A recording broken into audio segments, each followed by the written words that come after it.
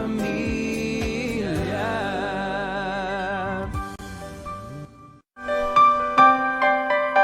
Já cá estamos a fazer-lhe companhia, é assim, às quartas-feiras, a partir das 2h30, este vosso amigo e os nossos convidados que têm passado aqui pela Canção Nova ao longo dos últimos anos estão no Tarde em Família. Depois deste dia 12 e 13, esta peregrinação internacional aniversária é sempre com emoção que aqui recebemos na rádio, na televisão, através da internet, através do envio do sinal de áudio e de TV aí para a sua casa, e por isso também lhe agradecemos, porque é por si que estamos aqui e é também devido a si que estamos aqui com o seu apoio que a Canção Nova vai conseguindo estar no ar em tempos tão difíceis para a comunicação social um pouco por todo o lado.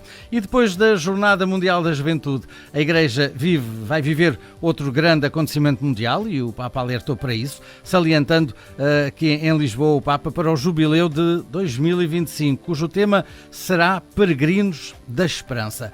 Os jubileus têm um grande destaque litúrgico, é um tempo extra, por fora do próprio calendário litúrgico. Antes deste outro ano santo, proclamado pelo Papa Francisco, foi o Jubileu Extraordinário da Misericórdia, que nos permitiu também redescobrir toda a força, a ternura do amor misericordioso do Pai e dele também sermos naturalmente testemunhos. Até 2025 haverá um caminho de preparação nas dioceses de todo o mundo e no Ano Santo está previsto um vasto programa. Antes da conversa com o nosso convidado de hoje, o Frei Rui Carlos, arquivista e promotor da causa dos santos, a quem eu cumprimento, ele faz parte da Ordem dos Pregadores. Boa tarde, Padre, bem-vindos à emissão. Como está o senhor? Bem, graças a Deus. Passou incólume na Covid? Sim. Não, mas estou bem. Mas está bem, está com boa aparência, está com boas cores. Muito obrigado. Ora, eu acho que o padre trouxe aqui uma surpresa e disse-me assim, tenho aqui uma coisinha já para começar o programa de hoje, fugindo totalmente ao guião, não é? Sim. Vamos lá, é uma oração? É uma oração, vou propor a oração para o ano jubilar, 2025, e é uma oração que nos ajuda a entrar no espírito desse jubileu que somos chamados a preparar e a viver. Então, vou ler essa oração. Pai que estás no céu, a fé que nos deste no teu Filho Jesus Cristo, nosso irmão, e a chama da caridade derramada nos nossos corações pelo Espírito Santo, desperta em nós a bem-aventurada esperança para a vinda do teu reino. A tua graça nos transforma em cultivadores diligentes das sementes do Evangelho, que fermentem a humanidade e o cosmos, na espera confiante dos novos céus e da nova terra, quando, vencidas as potências do mal, se manifestar para sempre a tua glória. A graça do jubileu revive em nós, peregrinos da esperança, o desejo dos bens celestes e derrame sobre o mundo inteiro a alegria e paz do nosso Redentor. A ti, Deus bendito na eternidade, louvor e glória pelos séculos dos séculos. Amém. Que bonito ficarmos aqui também com uma novidade hoje aqui no programa, com esta oração que nos faz avançar na edição de hoje para ficarmos aqui a escutar e a ver um vídeo que é explicativo também, embora que mais sucinto, sobre o jubileu. Vamos ouvir.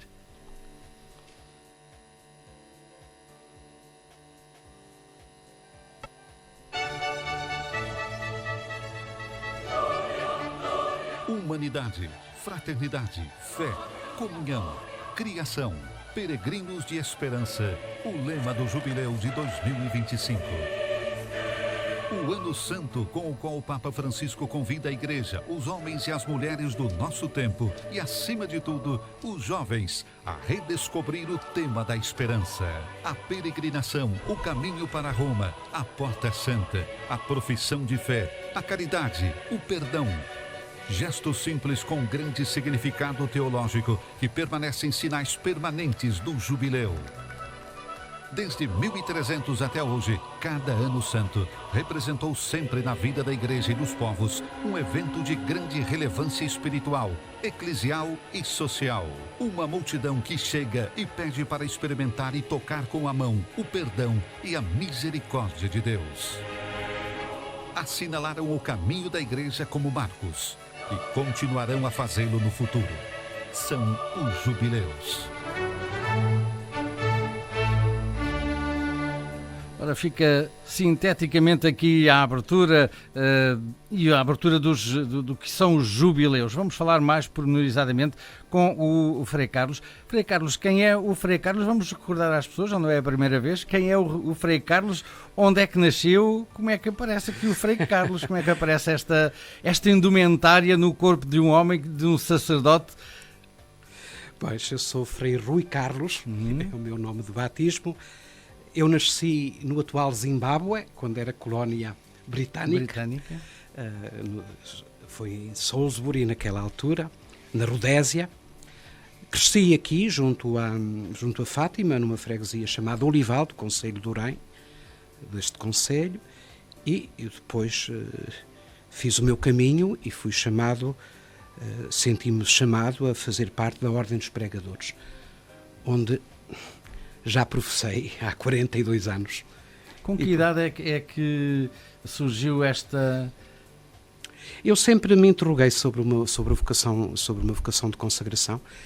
Creio que nunca tive tão claro, nunca tive alguma dúvida que seria por ali. Pensei muito tempo em ser padre diocesano, como tinha outros tios que eram. Depois, por circunstâncias da vida, conheci a ordem, apaixonei-me pelo modo de ser e de estar, porque a nossa ordem é semi-contemplativa, tem a dimensão da vida corporal, tem uma dimensão de comunitária e de oração que sempre me gostou muito. Portanto, fui vivendo e fui crescendo nesta ordem, onde já estou há este tempo todo, não é? E a família teve influência? Não influência direta, mas se calhar indireta. Contrária. Contrária. Contrária. A minha família, apesar de ser uma família católica, muito praticante até, mas porque eu sou filho único, fizeram resistência sempre até à minha vocação e à minha decisão, mas pronto, era aquilo que Deus me pedia e era aquilo que eu segui. Isso. Como dissemos aqui no início, a Igreja vive agora mais uma expectativa, este Jubileu 2025, em comemoração dos 2025 anos do nascimento de Jesus Cristo, mas começamos mesmo por aqui, dando aqui mais uma abertura do que é, afinal, um jubileu, como víamos há pouco na peça. Bom, como sabem, um jubileu é um ano, a assonância atual, é um ano festivo, não é? Jubilate Domino, alegrai-vos. Mas parece que a origem da palavra jubileu, a origem da palavra hebraica, é muito diferente, é engraçado. Lembra o chifre do carneiro que se tocava para anunciar algum evento festivo.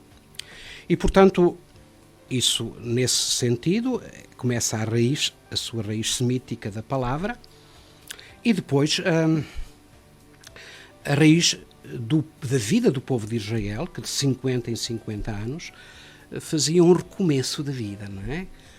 A libertação dos escravos, quem tinha terrenos que tinha pedido a outro voltava a dá-los. Era um momento de recomeçar a vida na alegria, na esperança, não é? Era aquilo que nós chamamos um tempo de graça.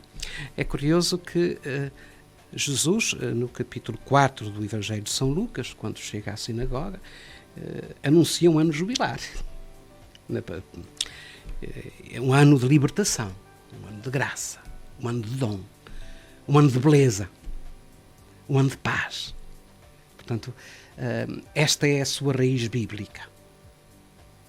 Depois, claro, na história da Igreja, sabemos, foi em 1300 o primeiro ano jubilar, depois também chamado Ano Santo, pelo tempo do Papa Bonifácio VIII. Em 1342, pouco tempo depois, o que era previsto fazer só uma vez 100 em 100 anos, passa a ser de 50 em 50 anos, por pedido dos romanos. Penso que teriam algum interesse, não só espiritual nisso, mas tiveram. Depois, em 1425, dá-se origem àquilo, a um dos sinais próprios do ano jubilar, que é a abertura da Porta Santa, que naquela altura foi em São João de Latrão, que é a igreja-mãe de todas as dioceses, a igreja do Papa, como bispo, e aí começou este sinal do jubileu, e depois o Papa Martinho V, em 1475, o Papa Martinho V, em 1425, abre a Porta Santa. Em 1475, o Papa Paulo II coloca os jubileus num calendário de 25 em 25 anos. Portanto, é esse calendário que nós temos, que nós vamos vivendo ao longo da história, com algumas interrupções, sobretudo por causas políticas. Os jubileus foram bastante atingidos durante o século XIX, por causa das guerras napoleónicas, por causa da invasão de Roma, por causa da unificação de Itália, de tal maneira que durante 50 anos não houve jubileu em Roma. Não se fazem os jubileus de 1800, por exemplo, por causa da Revolução Francesa, e depois há um em 1825, e depois só outro em 1875. Portanto, 50 anos. Sem nenhum jubileu, por causa destes contratempos. E no de 1875, curiosamente, nem há Porta Santa a abrir. O Papa Pio IX, que era naquela altura o Papa, teve dificuldade. O Papa, depois da unificação de Itália, sentiu-se preso no seu Palácio do Vaticano, onde se refugiou, ainda hoje vive, não é? Claro que as coisas mudaram. Mas tem sido uma corrente marcada pela graça, marcada pela palavra perdão. Esta é uma palavra muito forte. A indulgência própria do Ano Santo é um sinal de perdão de Deus, de um recomeçar de novo a vida espiritual. Isso tem sido uma corrente maravilhosa que tem atravessado ao longo dos séculos a vida da Igreja, desde 1300, desde do Papa Bonifácio VIII, que foi um homem com um pontificado muito difícil e muito sofrido, mas pronto, foi ele que nos abriu esta porta de beleza, que é o ano jubilar, com estas raízes bíblicas, sempre de liberdade, de paz, de perdão, de recomeço. E creio que qualquer jubileu, e o próximo jubileu 2025, terá essa mesma característica. Em 2000 foi proclamado por São João Paulo II. Como é que se pode recordar aquele ano? Como é que o Papa Francisco também o recorda há 25 anos atrás? Passou num instantinho. Foi um ano muito bonito. Foi um ano muito bonito. Teve expressões que me parecem únicas. Eu vou sublinhar algumas. Durante esse ano, por exemplo, deram-se as Jornadas Mundiais da Juventude em Roma durante esse tempo. Foi um tempo bonito, foi uma experiência muito boa para os jovens. Foi um ano em que houve um encontro, e eu gostava de sublinhar isto porque é muito bonito. Há um encontro no Coliseu, um encontro inter-igrejas, ecuménico, e gostava porque é um sinal que vai continuar agora no próximo jubileu, em que, foi o ano em que o Papa João Paulo II pediu perdão pelas coisas que a Igreja fez mal ao longo do tempo. Foi um ano em que o Santo Padre, o Papa São Paulo João Paulo II, foi à Terra Santa, em que houve uma ligação com as regiões monoteístas. Mas o que eu queria sublinhar, porque é uma coisa que vai acontecer também no próximo, é a mudança do martirológio. Ora, o que é isso do martirológio? Uma palavra assim um bocado estranha. É o documento onde estão registados aqueles que testemunharam a fé de maneira extraordinária, os santos. E tem o nome de martirológio porque os primeiros, a grande parte dos primeiros santos eram os mártires. Os mártires. Ora, o Santo Padre João Paulo II já falou de uma certa fraternidade de sangue, de martírio. Esta é das coisas que mais me encantou. Então ontem, quando retomava isto, das coisas que me mexem no coração. É um grande amigo meu que tem muita influência na minha vida e que me ajuda a perceber que as coisas têm que passar pelo coração. E há uma coisa que vai passar pelo coração neste ano, é o martirológio, a gente perceber que no sangue e no dar a vida, todos os cristãos são irmãos, apesar das diferenças das igrejas, das teologias, das tradições. O Santo Padre, o Papa Francisco, teve um ato extremamente bonito ao adicionar 20 monges coptas que morreram mártires, vítimas dos excessos do islamismo, não? Ora, é uma igreja que estava dividida, que não estava em comunhão com a igreja de Roma desde o século V. Aceitar que no nosso martirológio, no nosso livro em que a gente faz memória dos grandes testemunhas da fé, estejam irmãos que não são da minha igreja, mas são da grande, mas têm a mesma fé em Jesus Cristo. Isto ultrapassa tudo, não é? É das coisas que mais me toca. O Santo Padre me nomeou, o Papa Francisco, em continuidade com a primeira atitude do Papa São João Paulo II, nomeou uma comissão para rever o martirológio, onde se devem colocar todos os mártires, todos aqueles que deram a sua vida pela fé cristã, independentemente da sua religião. Isto é uma das marcas do jubileu do ano 2000, que me parece muito bonita, e é uma coisa que eu gostava mesmo, de facto, de testemunhar, que foi uma das coisas que me toca por dentro. O Papa Francisco, na carta que enviou a Dom Rino Fisichella, também, ou Fisichella, também faz referência a este evento universal com o tema Peregrinos da Esperança. Recorda aqui estes 3 últimos anos, os muitos desafios da humanidade, que alguns ainda vão continuando e ainda hão de continuar para a frente. O que é que se pretende com este tema Peregrinos da Esperança, com este evento que se pretende que seja universal? Como sabe, a história dos últimos e recentes anos é uma história marcada por momentos difíceis. O Santo Padre recorda a epidemia. Recorda também a generosidade com que alguns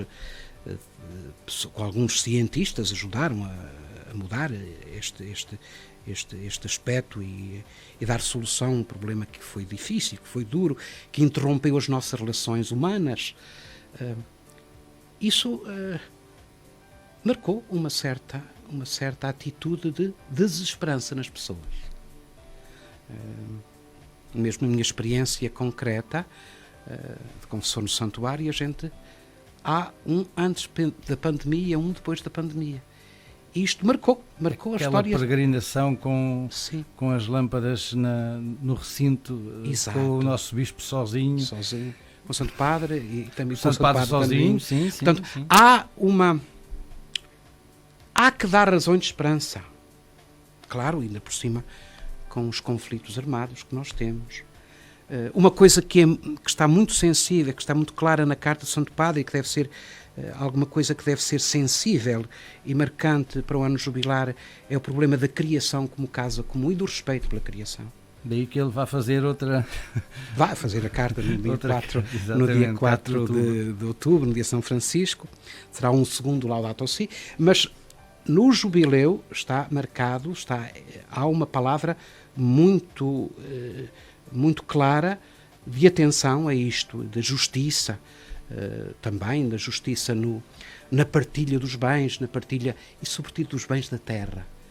E dos jovens que são muito mais, há bocado lembrámos, os jovens têm uma dinâmica muito, muito importante neste ano jubilar, e os jovens também eles são cada vez mais sensíveis ao futuro da nossa casa comum e da criação.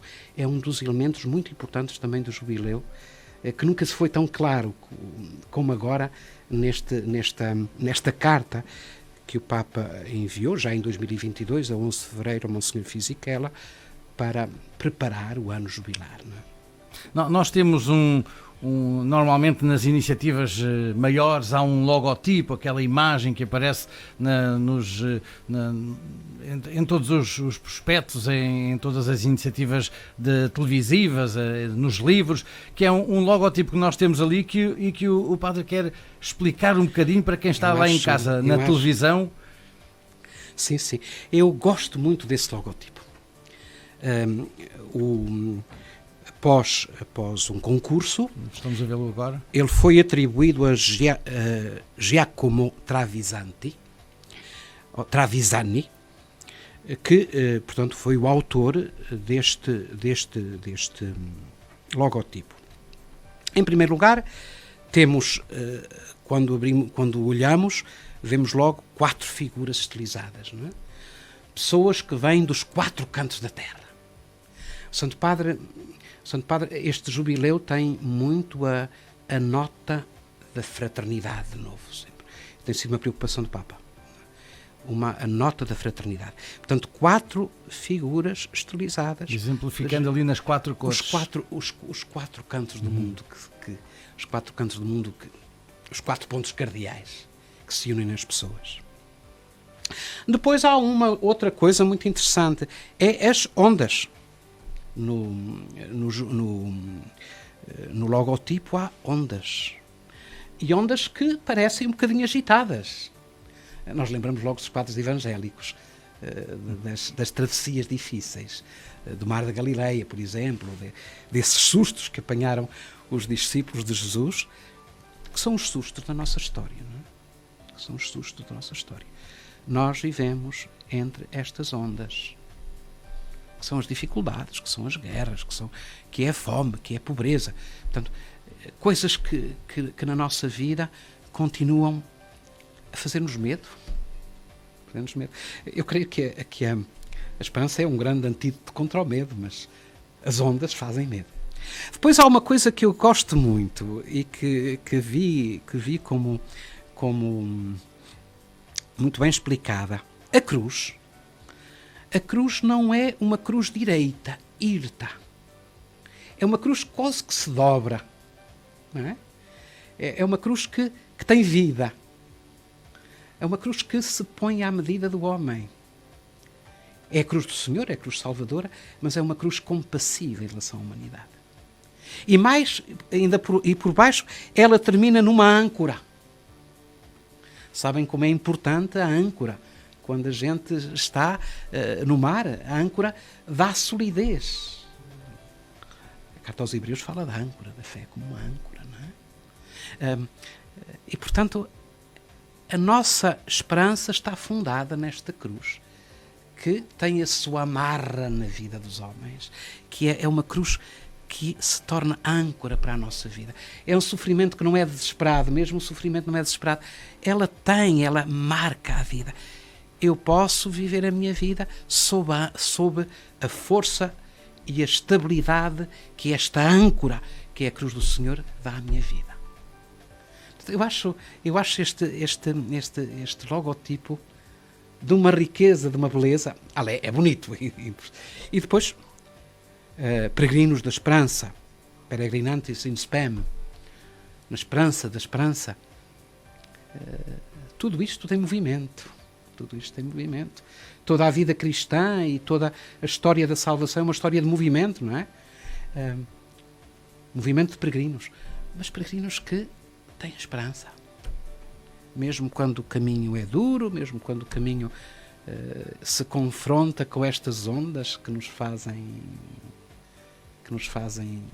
às vezes vacilar, para mim foi muito consolador perceber isto, que há uma âncora na cruz de Cristo para todos nós. E a bula? Ficamos à espera da publicação dessa bula, não é? A bula deve sair tradicionalmente a 9 de maio de 2024. Costuma sair na festa da Ascensão, antes do início do ano jubilar, que começará a 24 de dezembro, com a abertura da Porta Santa. E esse livro que tem à frente? Tem também aí o logotipo, tem tudo a ver. Vamos lá ver. Exato. Ora, isto tem um caminho. Bem, eu devo dizer que fui buscá-lo anteontem à livraria, porque ele acabou de sair. E este é em espanhol, é da Bach Minor. Também saiu com a comunidade Shalom, também o publicou em italiano. Está um conjunto. O Santo Padre, estamos em 2023, o jubileu será em 2025, Estamos a celebrar os 60 anos de concílio. E o Santo Padre pede, e acho que é uma coisa muito importante, que nós nos voltemos para as 4 grandes constituições que estão no Concílio Vaticano II. Portanto, no Concílio Vaticano II há constituições apostólicas, há decretos, há outras tomadas de posição, mas quando se diz Constituição é alguma coisa que é forte, é alguma coisa que é estruturante. E então, no Concílio Vaticano II, há 4 constituições que são estruturantes da nossa vida de fé e da vida da Igreja. Não vou falar por ordem que saíram, mas vou falar das 4. A primeira é a Constituição sobre a Divina Revelação, a Dei Verbum. Ela é de 1965, mas é uma Constituição Apostólica, de facto, com grande valor, com uma visão nova da abordagem da Sagrada Escritura e da tradição, que o Santo Padre nos convida a retomar. A outra Constituição é a Sacrosanctum Concilium, que é a Constituição sobre a liturgia. Como sabem, há uma renovação da liturgia com o Concílio Vaticano II e, a meu ver, com frutos extraordinariamente belos. E esperemos que de facto, continue a progredir e nós a encontrarmos cada vez mais o sentido da liturgia nesta dimensão em que o Concílio Vaticano II nos abriu. Pois há a Constituição Lumen Gentium, que é a Constituição que fala do mistério da Igreja, do povo de Deus, da hierarquia, do lugar de Nossa Senhora, também é no Lumen Gentium que ela vem. E depois a última, que é a Constituição Pastoral Gaudium et Spes, que é sobre a Igreja no mundo contemporâneo. Ora, estes são os 4 marcos, grandes marcos importantes do Concílio Vaticano II. Ora, este livro ajuda-nos a perceber em capítulos muito breves estas 4 grandes constituições do Concílio Vaticano II. E penso que é importante renovarmos a nossa vida cristã a partir disto. Está feito de uma forma muito pedagógica. Eu próprio vou começar a trabalhar isto com grupos que acompanham, porque de facto toca as dimensões mais importantes da nossa vida cristã. É um livro que devemos ter em atenção agora para a frente, para a preparação do ano, do ano que vem. Ou a versão de Shalom está em italiano, esta está em espanhol. Há de haver alguma editora portuguesa. Espero bem que sim, porque de facto, apesar disto estar mais voltado para o último ano, mas acho que é tão rico, são tantos temas, que era um bom percurso começar agora, não é? Começar agora a fazer este percurso de estudo destes temas, isto vem do Castério para a Evangelização, portanto, claro. É de uma fonte oficial, portanto, ajuda-nos a repensar a nossa fé e a nossa vida. Deve ter o mesmo título, Cadernos do Concílio, não é? Cadernos do Concílio, sim, exato. Portanto, o Santo Padre pediu que a gente retomasse, não é? Há uma outra coisa que eu queria só sublinhar. Sim. Para o ano 2024, nós estamos em 2023, o Santo Padre pede que o ano 2024, na perspectiva do Sínodo, seja uma sinfonia de oração. Acho esta palavra extraordinariamente bela. Sinfonia no sentido de louvor, sentido de descoberta, sentido da solidariedade que esta sinfonia de oração deve ter, da unidade e da diversidade na Igreja. Eu creio que nós estamos a atravessar um período, a meu ver, muito, muito triste, em que às vezes vejo muitos extremismos na Igreja e acho que se deve avançar para um caminho de comunhão e acho que é impossível.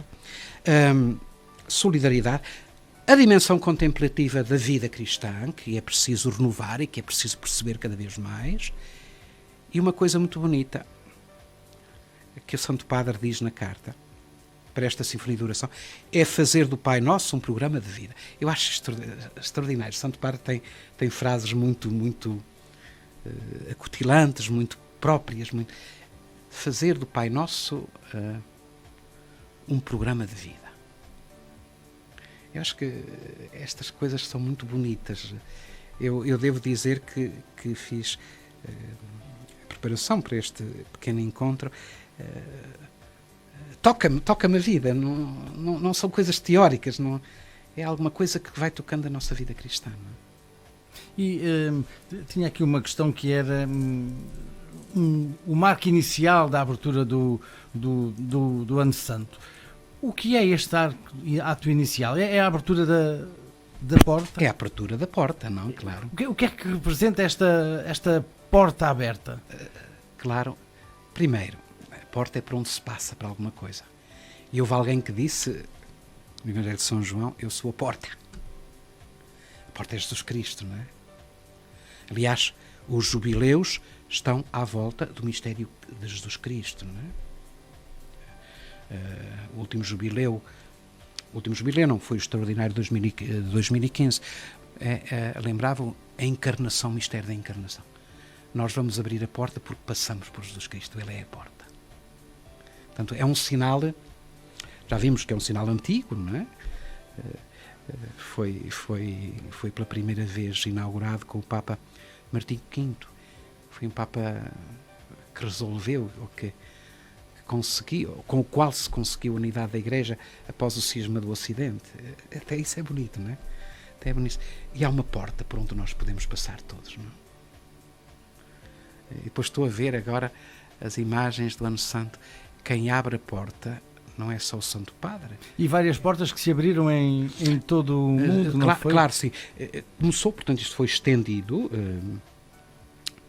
Primeiro São João de Latrão, as grandes basílicas romanas.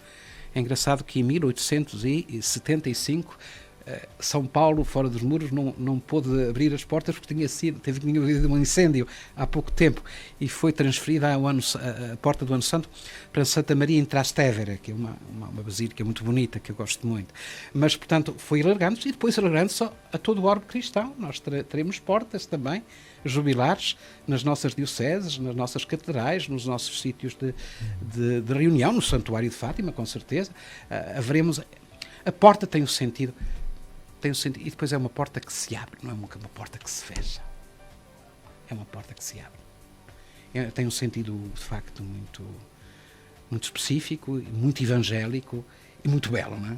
Há outros pormenores que devemos observar, outros sinais do jubileu, que sejam também eles por si só importantes? Sim, e importantes no conjunto? O primeiro é a dimensão espiritual, parece a mim, de renovação interior, ligada com a indulgência, que depois na bula haverá também de ser descrita quais são as formas como se há de lucrar a indulgência nestes campos. Há a peregrinação. Aliás, o tema até é peregrinos na esperança. A peregrinação é uma coisa, é alguma coisa que atravessa toda a história da salvação. Abraão é um peregrino. Depois Moisés peregrina. Os profetas peregrinaram. Nossa Senhora peregrinou. Ainda o lembramos agora na Jornada Mundial da Juventude. Portanto, há... e neste mundo em que a gente está cada vez mais estático, porque até parece que temos sempre o computador à frente e estamos abertos para o mundo, faz-nos falta andar. Faz-nos falta a peregrinação. E depois há a caridade, os gestos de caridade que haverá. Eu creio que serão significativos também os gestos de abertura aos outros cristãos, às outras religiões. É a renovação espiritual que a Igreja propõe com o ano jubilar. 2025 será este ano jubilar um aproveitar também desta geração JMJ? O Santo Padre disse, o Santo Padre propõe, não? Posso ir um bocadinho atrás? Pode. Os jubileus do século XX são muito interessantes, não é? É sempre um caminho de aproximação à vida. O primeiro jubileu é de 1900, era Papa Leão XIII, e foi uma aproximação ao mundo moderno que parecia divorciado da Igreja, não é? Depois, ao ano de 1925, era o Papa Pio XI, foi o ano missionário. Foi um ano muito marcado pela missão. Foi o ano da canonização de Santa Teresa do Menino Jesus e de Santo Cura d'Ars. Em 1950, como consequência do jubileu, o Papa Pio XII nomeou muito mais cardeais que não só italianos. Deu uma dimensão ao corpo cardinalício muito mais. E depois foi o ano em 1950, em que foi proclamado o dogma da Assunção da Santíssima Virgem. Pronto. E depois, 1975, portanto, antes do Papa, claro, há 1933 ainda, mas vou aos jubileus mais regulares. 1975 foi o ano da reconciliação, que o Papa São Paulo VI levantou a excomunhão às igrejas orientais, e as igrejas orientais levantaram-nos a excomunhão, que era um escândalo na história, não é? Como é que nós vamos excomungar alguém?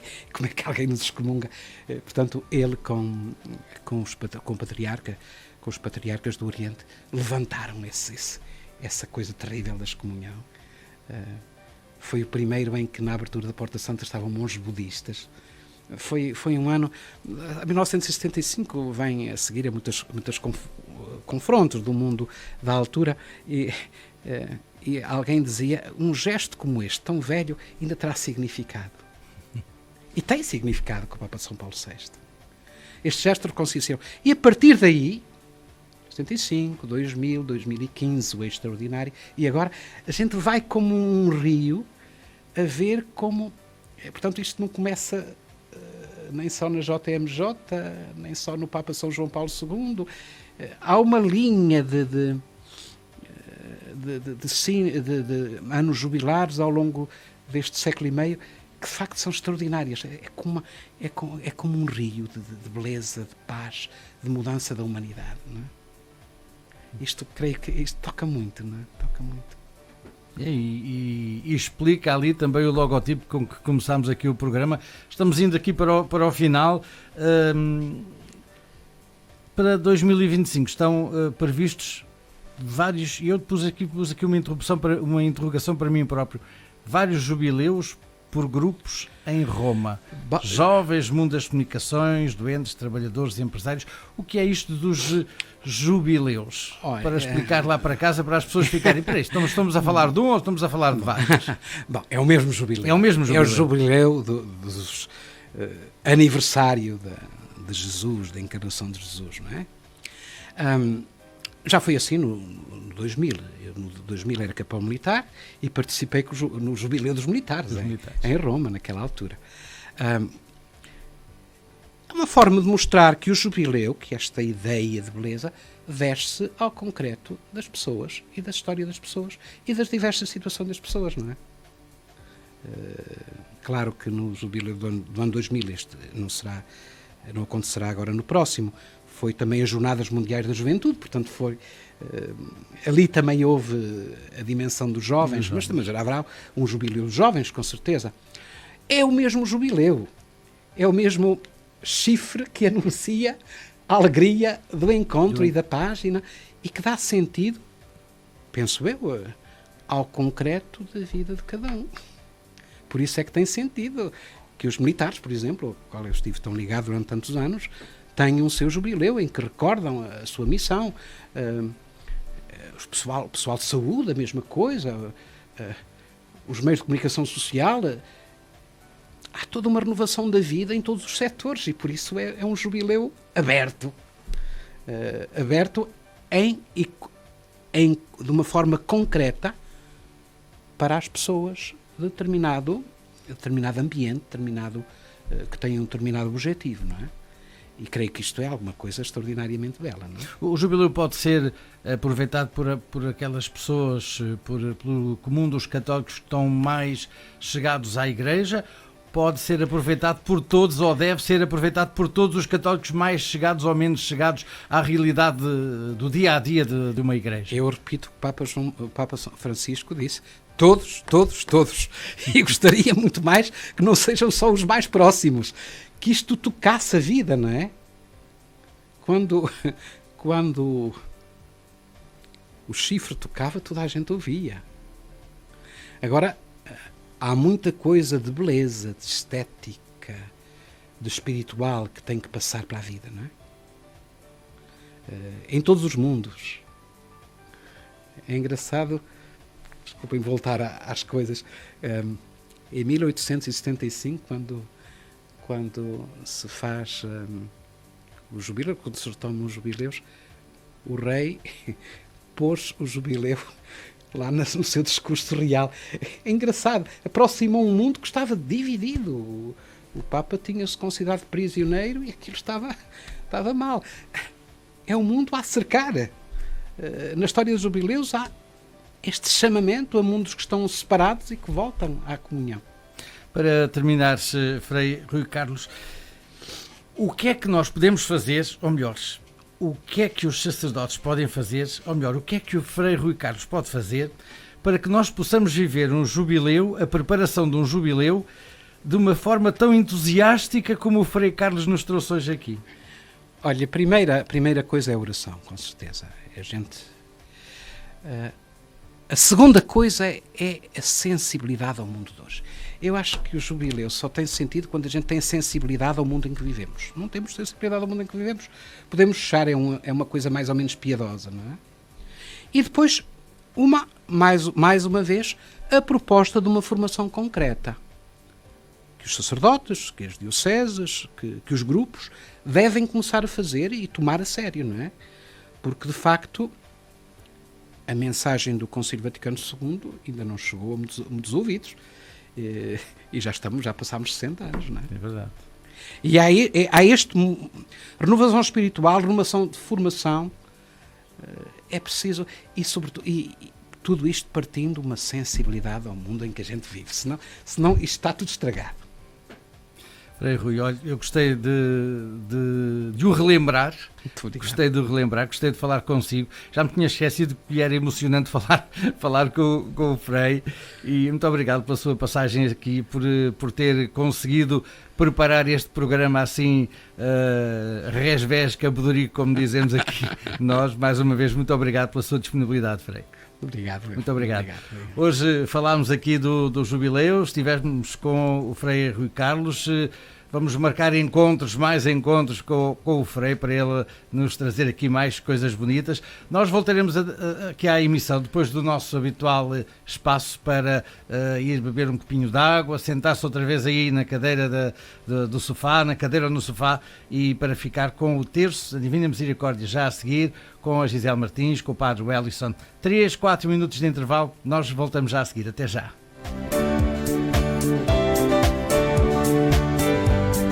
Casa, vamos partilhar uma canção nova, paz e esperança invadem a sua casa. Vamos partilhar uma canção nova, numa tarde de alegria, tarde em família. A Black Friday chegou mais